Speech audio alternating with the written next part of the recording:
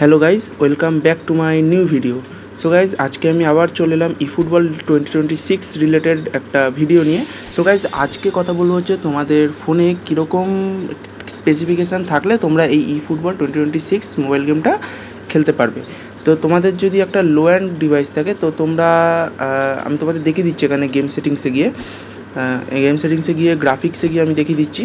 গ্রাফিক্সে গেছি আর গাইজ দেখতে পাচ্ছ এখানে frame rate, stadium graphics, player graphics 3টে অপশান আছে। তোমাদের যাদের লো অ্যান্ড ডিভাইস তাদের স্টেডিয়াম গ্রাফিক্সটা অবশ্যই লোতে রাখতে হবে, নাহলে গাইজ তোমাদের অনেকটা কিন্তু ল্যাগ করতে পারে বা হ্যাং করতে পারে।